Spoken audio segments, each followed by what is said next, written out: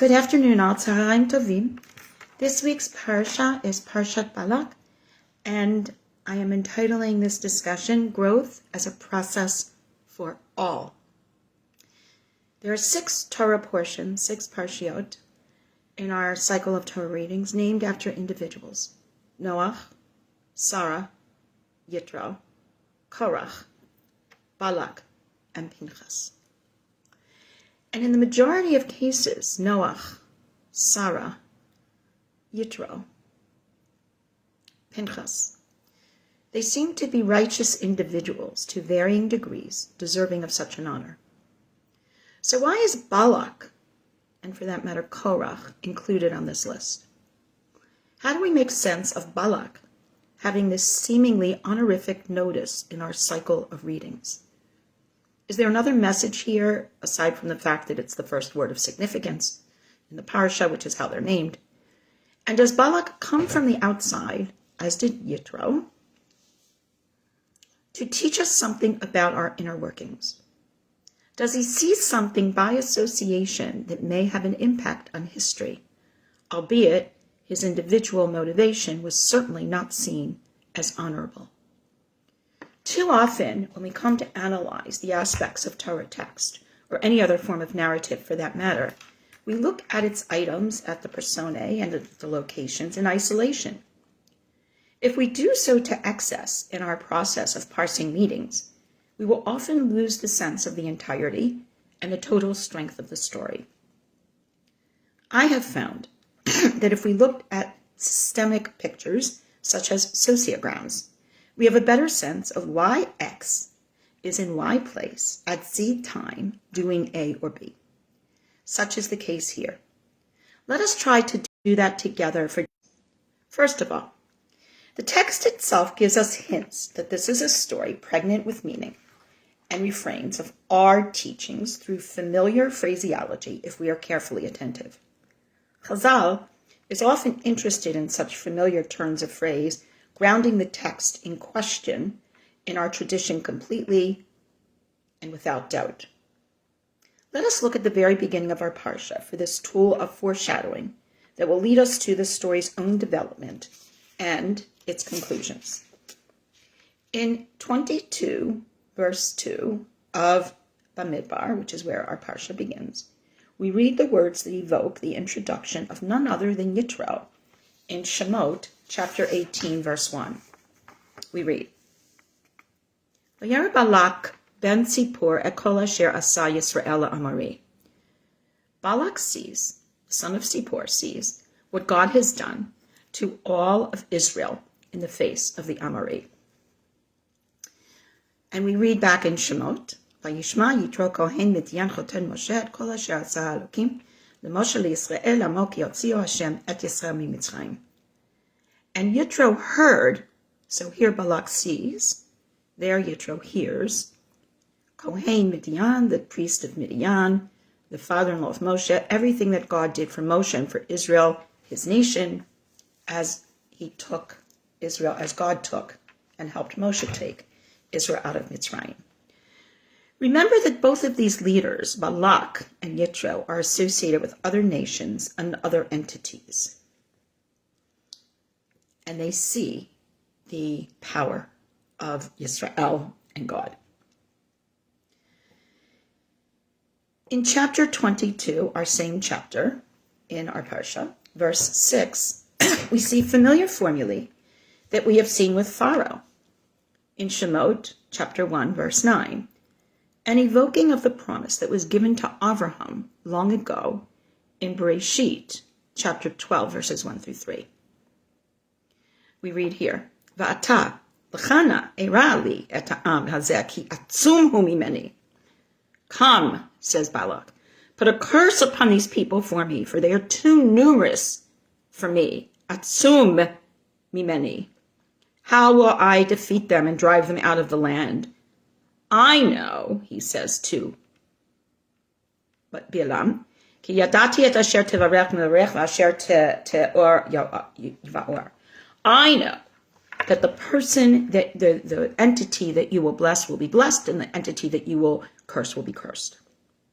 So he's asking Bilam to put this curse on these people because they are atzum mimenu. They're too numerous for him. The elders of Moab and the elders of Midian, versed in divination, they set out and they come to Balaam and give him Balak's message. Now let's turn to Shemot for a moment. Vayakam melech chadash ha-Mitzrayim asher lo yadat Yosef. Vayomer alamo hinei am b'nei Yisrael rav v'atzum mimenu.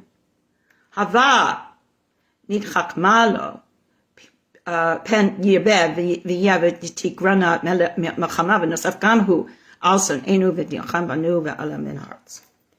A new king rises over Mitzrayim that does not know Yosef and says to his people, Atzum mimenu, take care of these Jews, of this Bnei Yisrael, because they are too numerous for us. We must deal shrewdly with them. Balak calls his magician, he thinks, and he's using divination, he thinks. And Pharaoh says, let us deal shrewdly with them so that they will not increase. Otherwise, in a case of war, they will join the enemy and they may defeat us. So the fear in both of these cases is that ki atzum mimenu, that the people of Israel are too numerous.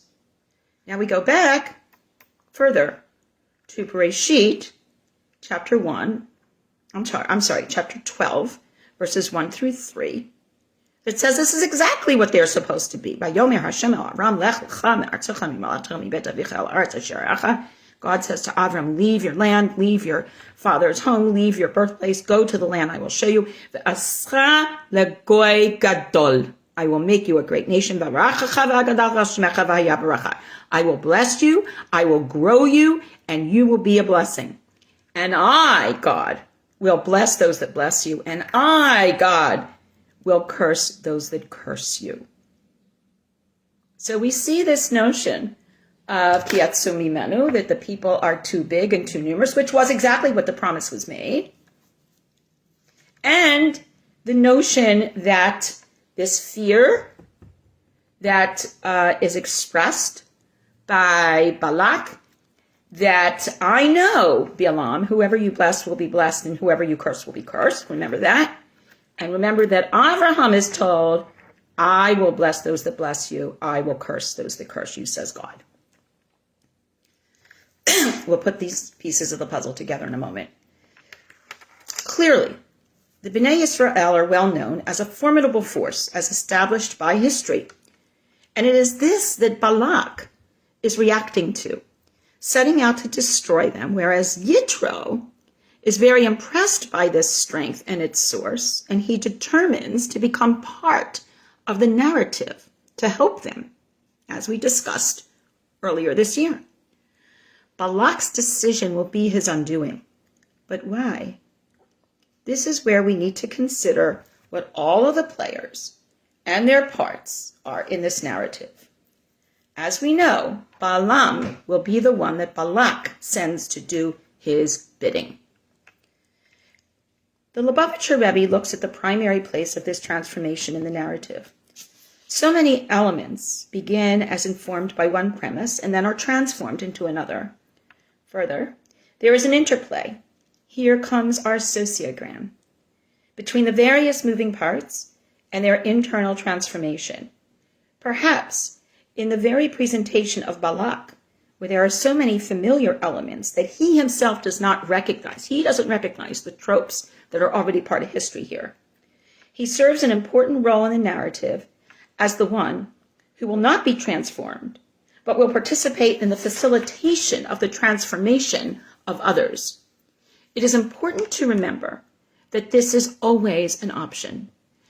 Not to just see what is in front of us and what is asking us to be our best, but to acknowledge what that is and to in turn give our best to others. Balak sends messages to Bilam ben Beor, and we'll talk about that name a little bit later, to go and curse the people who are causing Balak to be so concerned, perhaps even afraid, due to their known strength, ki atzum mimenu. On 3 separate occasions, Balaam interacts with God, seeking God out in a way that not even our own Nevi'im did.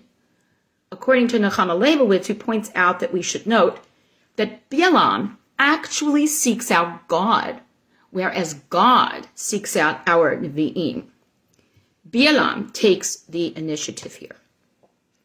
Granted, there are different interpretations as to why this would be so, including a discussion in the Gemara and Sanhedrin 105b, in which Rabbi Eliezer says that Balaam was inclined to do what God wanted and was thus guided to bless the Bnei Yisrael. Remember, if Balaam is a diviner, if he is one of their, thinkers or these mystical type people, then he's going to know more than the people that send him may know.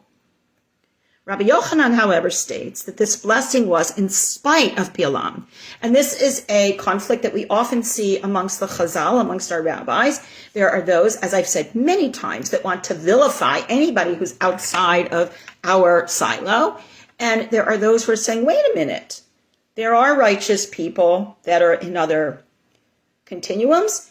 We can learn from others. We can interact with others. And while this may be scary to those who would prefer to be in that very narrow lane of existence, we value the fact that we can all join arms together and grow and be our best selves while instilling that in others. Regardless of why Balaam uttered what he did, the fact that he did is what's important. So let's go back to all the other moving parts of our narrative. We're going to go to chapter 24, verse 1. Vayar Balaam ki tov be'enei Hashem levarech et Yisrael v'lo halach pa'am likrot nechashim v'yesh et amidbar panav. And we're going to see a lot of familiar things here. You know, if you've listened to me weekly, a lot of little ding-dings are going to go off here. Balaam saw that it pleased God to bless Israel. So he did not go off in search of omens, likrat nechashim. Remember those serpents and those snakes from previous weeks? As he had done at one time. He used to do that, but he found out it didn't work any longer. So instead, vayisat bamidbar panav, he turns his face to the desert, away from his own people, to look at this phenomenon.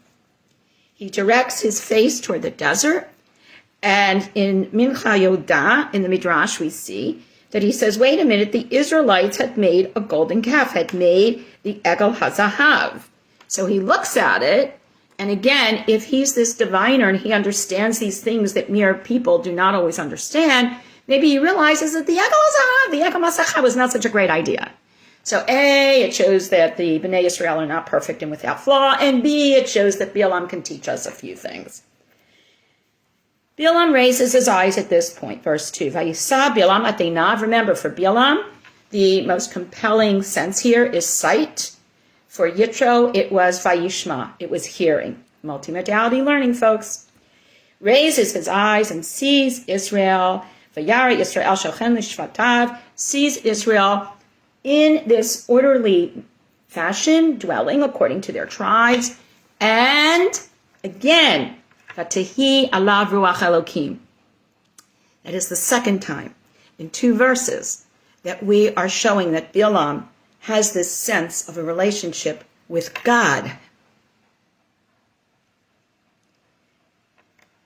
In the Midrash we read, he sees each tribe dwelling by itself, not intermingling with other tribes. Now, for some of us, especially those of us that are so concerned about social justice and being concerned about everybody, that may read one way. But we're going to see, and many of us know the Chazal explanation, that what it really was, it was a matter of anava, it was a matter of humility. People did not live in houses with windows that you can pull curtains over and doors that you can close. They were in open tents. So the point of the tents not being open to each other was for each family to maintain its familial integrity and its own snu'ah, its own modesty. And when it says, V'tehi alav ruach Elokim, Rashi agrees that it enters Balaam's mind not to curse them. He now takes up the parable and he says, Vayisa mashalo, and he says, the word of Balaam beno Beor, again, remember that name, and he looks at it. This is a man, stum ha'ayin, with an open eye. Now again, Those Chazal that want to vilify Bilam talk about how his eye was torn out in its open socket, and others will talk about the idea that open eye means that he was open to this relationship with God. We have this concept in Judaism called Ayin HaNefesh, the soul's eye, not just the physical eyes, but that what we see here has to do with what our soul ascertains. And again, a third time, now hearing's going to come in.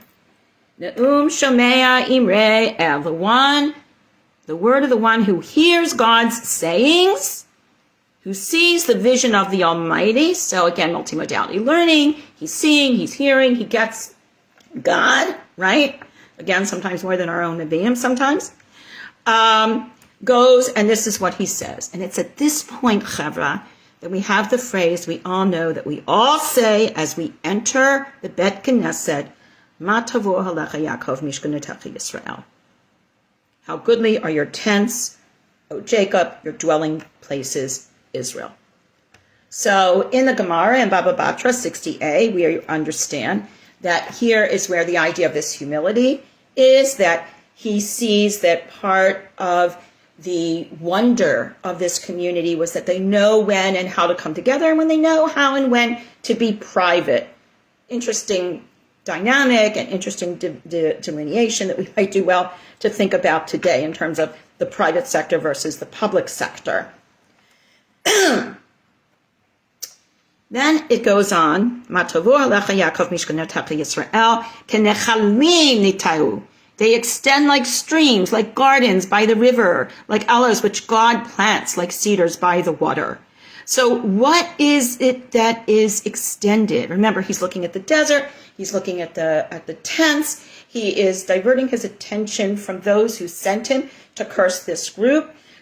Go curse, he looks at them, he sees this community, he admires how it's set up, and they extend as far as the eye can see. So I would suggest that here we see the dynamic between the omens and what the magicians can do and their limits in respect to God, who created all and thus has plans beyond the moment, beyond the present time.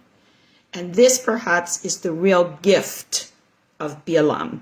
Not so much what he says, which we celebrate every day when we come into the Bet Knesset, but more the idea of understanding what it truly means to have a vision and to see beyond one's present reality. Let us notice who the players are here. We have Bilam, Balak, of course, who sent him, God, Israel. What are they each doing? We're going to focus on Bilam, God, and Israel. And here we have Elohim, Ruach, Allah, V'tihi. The Spirit of God is on Bilam. He raises his eyes, he hears all of this. According to Rashi and so many others, as we've said, he observes the dignity and the respect with which the Bnei Yisrael, in peace and being there for each other, yet also having their homes positioned to give everyone their privacy. This modesty of spirit and love of neighbor in place of hubris is what he observed. In his context, everything was open, everything was known, everything was, you were, subject to the pleasure of the king, so to speak. That is not how it is here. This modesty was the cause for his potential admiration, if we go along with Rabbi Eliezer, or his turn of heart, if we go with Rabbi Yochanan. So whether you go with Rabbi Eliezer, that he just admired it from the get-go and knew that it was something to be admired, or Rabbi Yochanan, who wants to minimize his part and says he saw it and he just couldn't help himself. Either way, it works. I think there is a lesson for us in this today, both in terms of how we look at each other in our community, as well as how we observe those outside of our community. What are we to make of this praise of others, in this instance of the acclaimed outsider, Bilam, not the participant observer that we may take Jethro to be, to return to the comparison between them? Rabbi Lord Jonathan Sachs, Zichrono Shalom, always talks about the importance of praising others and forging partnerships that will serve us well, both inside our community and outside our community. This is lost on Balak. Balak is not asking, what can we learn? Balak is not asking, where can we build a connection or work cooperatively?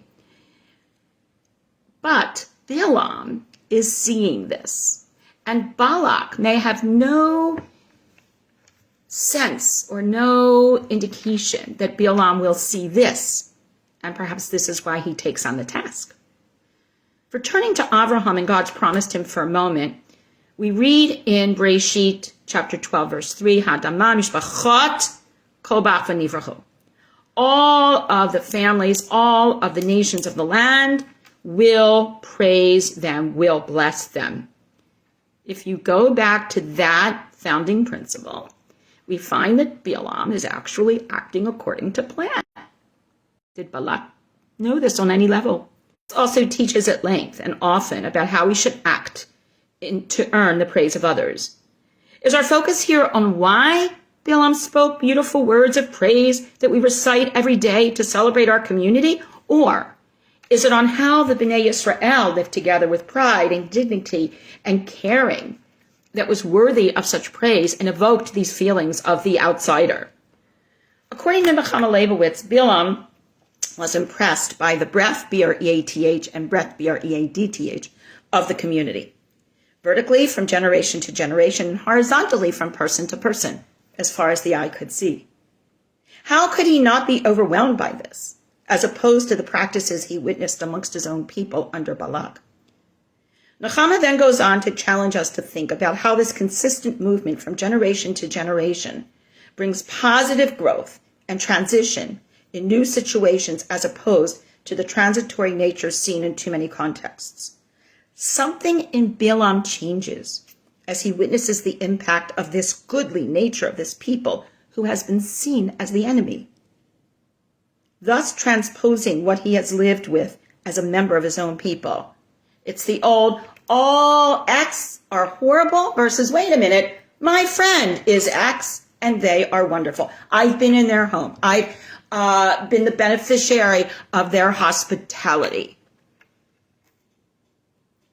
That is the game changer. And that will transport or transfix what people think about others. That will make others amongst us. What exactly is the impact of this different model of what is right and goodly? How do we react in our own lives when we see a better and more goodly and godly way of living and being, even if it may be outside of the context of our own religious framework? And maybe especially. Somehow, Balaam knows how to be an upstander, not a bystander, to recognize what is good and right and to thwart the efforts of the one who wanted to destroy this other people who were known for their formidable strength, kiatsumi manu, getting too big for us to handle. But what he comes to know is not the collective too big for us to handle, but the beauty of the individual nature of all the parts. He comes to know that the root of that strength is the maintenance of generations of old practices and adherence to the ways of God from generation to generation, midor lidor. As for us, we should be paying attention as well. Notice the very hint of his name that I referenced earlier. Balaam ben Beor. Balaam, Lev. Take bet, lamed, ayin, mem, lev. The first two letters inverted. Ben Beor. Beor, burning. The heart of God that burns. He burns with passion and truth by seeing the heart of this people, this nation. And I do count myself among those who think that none of these names are by chance and that hidden meanings are not necessarily so hidden. So I think it's relevant. Further, the Bnei Yisrael are living in such a manner, in spite of what may be seen as a transitory experience, i.e. in the Midbar, and in contrast to some of the other incidents we have been witnessing in their 40 years of existence, both in the spiritual and the physical desert in which they find themselves. Perhaps, just maybe, they are showing a readiness to live on their own, we have not seen earlier, and to grow as a nation, while holding on to the lessons and practices of their past. Maybe this fledgling idea is reinforced by the outside eyes of Balaam, who notices this growth. Finally, God no doubt recognizes this growth and may inspire the outsider, Balaam, to praise the Bnei Yisrael for showing others how people can indeed live together and collectively, simultaneously caring for each other and protecting one's dignity and respecting one's privacy. If Balak is the king who sends the prophet to speak to this people, then maybe Balak does deserve to be noted as the one who shows us that transition can come from an honest place, even if he himself does not benefit or recognize the process. For us, who are part of this entity, how much more can we recognize what is good and right, both in ourselves and in others, and offer appropriate praise when called to do so, as did Balaam. He is our role model in recognizing the best of ourselves, one might say. Shabbat Shalom.